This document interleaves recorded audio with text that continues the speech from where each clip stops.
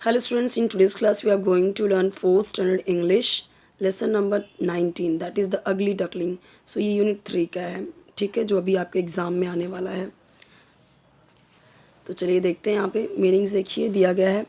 Meaning आपको आता है एग्ज़ाम में, इसके लिए जो भी चैप्टर्स आने वाले हैं उसके वर्ड मीनिंग जानना ज़रूरी है. फ्लफ़ी का मतलब क्या है? Covered with soft and light fur. Shaggy means long and untidy. Waddled long and untidy यानी लंबा और अनटाइडी, गंदा सा. और फ्लफ़ी का मतलब क्या? जो कवर्ड हो, सॉफ्ट और लाइट फर हो, यानी जो उसकी रोएं हो सॉफ्ट और मुलायम हो. Waddled means to walk with short steps, यानी चलना, छोटे छोटे कदमों से चलना, moving from side to side. Ridiculed means laughed at or when unkind comments are made about somebody, यानी किसी पे किसी का मजाक बनाना, किसी का हंसी उड़ाना, ठीक है वो. मिजरेबल यानी एक्सट्रीमली सैड, बहुत दुखी. रीड्स यानी tall grass that grows near the edge of water. Reeds यानी लंबे घास. जो रीड होता है जो वाटर, नदी के किनारे, मतलब पानी के किनारे, नदी सिर्फ नहीं, कोई पॉन्ड होता है ऐसा, छोटे छोटे जो थोड़े थोड़े गड्ढे होते हैं पानी के कुछ दूर में, तालाब जो होता है, तो उसके किनारे पे ना ऐसे बड़े बड़े सरकंडे उगाते हैं, वो उसको बोलते हैं रीढ़. उसमें कभी कभी आप देखोगे तो ऐसा लगेगा कि बेलन जैसा, जैसा बेलन होता है रोटी बेलने का, वो वैसा लगा रहता है, वो रीड्स होता है. फ्लॉक यानी a group of birds of the same type. Flock यानी झुंड, बोलते हैं ना झुंड में, तो वो पक्षियों के जो बर्ड्स होते हैं उनके ग्रुप को हम फ्लॉक बोलते हैं, झुंड. एक ही साथ कई सारे बर्ड्स होना, एक ही तरीके के. ग्रेसफुल. ग्रेसफुल यानी beautiful and smooth in movement और शेप. फ्लैप्ड का मतलब क्या? फड़फड़ाना. जब the wings of a bird moving up and down, तो अप एंड डाउन ऐसे जब वो करते हैं तो वही तो है फड़फड़ाना. Fragrant having a pleasant smell, मतलब कैसे? एकदम प्लेजेंट स्मेल, बहुत अच्छा smell. Rustling means making a light soft sound. तो रसलिंग का मतलब हल्का सॉफ्ट साउंड, जैसे पत्तियाँ क्या होती हैं, रसलिंग करती हैं, soft sound. Gliding means moving smoothly and quietly. Smoothly and quietly move होना. Longing means wanting something very much, किसी चीज़ को बहुत चाहना. Approach to go near something, किसी चीज़ के नज़दीक जाना. स्लेंडर यानी thin in an attractive way. Depth यानी innermost part of something. तो ये हमारा हो गया वर्ड मीनिंग. अभी आते हैं इस पेज से, मैं एक्सप्लेन कर देती हूँ ताकि आपको क्वेश्चन आंसर समझ में आए. Write the answers to the following questions. Why did the ugly ducklings decide to leave the lake? क्यों ऐसा उसने डिसाइड किया? The other ducklings did not like the ugly duckling. They teased him about his ugliness and would not allow him to join them for a swim. Finally, feeling very lonely and sad, the ugly duckling decided to leave the lake. तो जो दूसरे duckling थे वो उसे पसंद नहीं करते थे, वो उसे तंग करते थे उसके अगलीनेस के बारे में, उसके कुरूपता के बारे में, और उसे अपने साथ तैरने के लिए ज्वाइन नहीं करते थे. तो फाइनली वो दुखी होकर, अकेला होकर उसने सोचा कि वो झील ही छोड़ दिया जाए, वो लेक ही छोड़ दिया जाए. लेक यानी झील. What did he find wherever he try to seek shelter? क्या जब कहीं पे भी उसने शेल्टर लेने की सोची, ट्राई की, तो उसने क्या देखा? Wherever the ugly duckling tried to seek shelter, he found that he was always ridiculed. उसका हर कोई मजाक बनाता था. Ridiculed by the other smaller birds, animals and even human beings. हर कोई उसका मजाक उड़ाता था. Why was the ugly duckling afraid to look at his own reflection? तो अपना खुद का रिफ्लेक्शन देख के क्यों डर गया?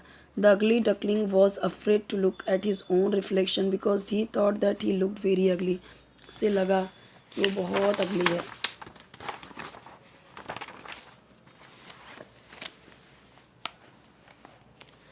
Right if the following statements are true और फॉल्स. तो यहाँ पे देखिए, the seven duckling had yellow feathers. तो क्या उनको येलो फेदर्स थे सातों के सातों को? False. The ugly duckling was better at swimming than the others. True. तो जो अगली डकलिंग था वो स्विमिंग में बेटर था बाकी लोगों से. The duckling's mother did not love him. False. The other animals all admired the ugly duckling. False.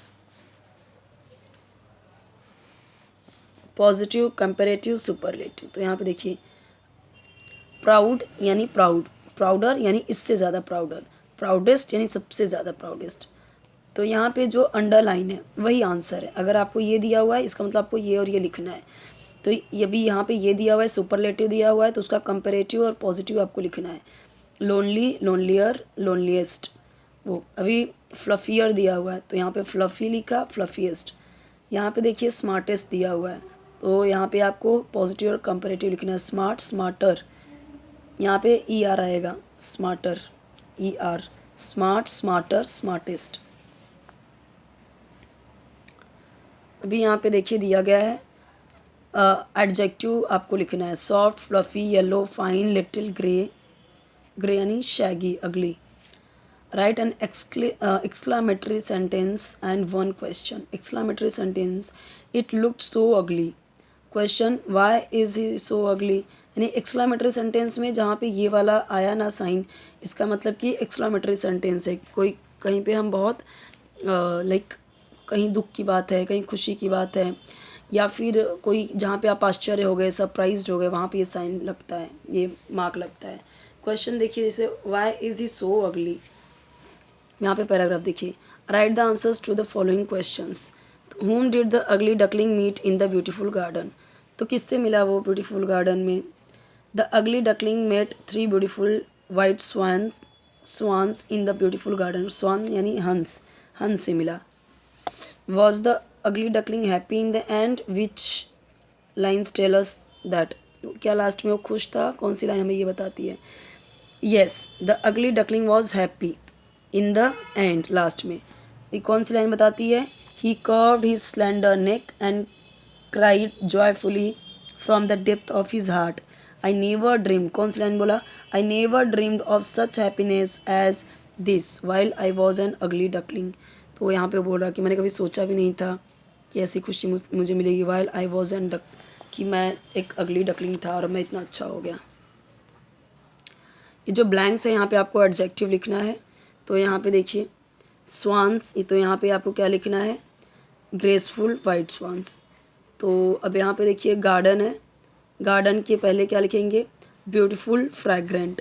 यहाँ पे स्ट्रीम है तो स्ट्रीम के पहले क्लियर। नेक यहाँ पे है तो स्लेंडर यानी पतला। लाइफ है यहाँ पे, लाइफ के पहले क्या लिखेंगे, मिजरेबल लाइफ। आगे का देखिए यहाँ पे मैच करना है तो फ्रैग्रेंट, फ्रैग्रेंट का किस में मैच करेंगे, having a pleasant smell, meaning लिखना है। रीड्स क्या है, तो रीड्स देखिए थिन था, ठीक है, तो thin long grass near the water, यानी सेकंड का डी में। तो अभी आंसर देखिए सामने सामने दिया हुआ है। अभी ग्लिडिंग, ग्लिडिंग का किस में करेंगे, ए में। शैगी का किस में करेंगे, तो बी में, long and untidy. Young ones के नाम, हैन का chicken, cat kitten, dog puppy, cow calf, sheep lamb, duck duckling, goose gosling, lion cub, deer fawn, goat kid, swan cygnet. अभी ओपन एंड क्वेश्चन पे आ जाते हैं। Describe the beautiful swan in your own words in 3 to 5 lines. वैसे exam में आता नहीं है बट फिर भी देख लीजिए, अगर आपके काम का है तो ये देख लीजिए। Mother duck, I think mother duck was very good mother, she loved all her duckling whether they were beautiful और अगली। तो सारे ही वो अच्छी मदर थी, वो सबको प्यार करती थी, वो ब्यूटीफुल हैं, अगली। She also took the side of the ugly duckling when someone spoke about his ugliness. अगर कोई उससे के कुरूपता के बारे में, यानी जो बदसूरत था, बदसूरती के बारे में अगर कोई कुछ बोलता तो फिर वो उसकी साइड लेती थी। और यहाँ पे ब्यूटीफुल स्वान के बारे में क्या है, वो वाइट थे, ग्रेसफुल थे, ही हैड अ स्लेंडर नेक, पतली सी उनकी गर्दन थी, and he could fly high into the air, ऊपर बहुत हवा में उड़ सकते हैं। He could also glide lightly over the water, और अच्छे से तैर भी सकते थे, यानी दोनों ही चीज़ें कर सकते थे क्योंकि उनकी बनावट ऐसी थी। और ऐसी ही वो डकलिंग की भी। 6 येलो डकलिंग कैसे थे, वर क्रूअल थे to the poor ugly duckling. Okay, the 6 yellow ducklings were cruel to the poor ugly duckling. उससे they teased him about his ugliness, उसकी अगलीनेस के बारे में उसे टीज करते थे, तंग करते थे। They were also jealous of the ugly duckling because he could swim better than any of them, उनसे अच्छा वो तैर सकता था। नेक्स्ट वीडियो देखेंगे ऑल अबाउट ग्लास, ये हम देखेंगे नेक्स्ट वीडियो में। कोई वीडियो चाहिए तो कमेंट सेक्शन में बताइए, चैनल ज़रूर सब्सक्राइब कीजिए, वीडियो लाइक कीजिए, फ्रेंड्स के साथ शेयर कीजिए, बेल आइकन ज़रूर प्रेस कीजिए ताकि जब भी आपके सब्जेक्ट की वीडियोस बने तो आपको उसका नोटिफिकेशन मिल जाए। इजी रहेगा आपको वीडियोस को देखने में, ठीक है, ढूंढने की ज़रूरत नहीं पड़ेगी।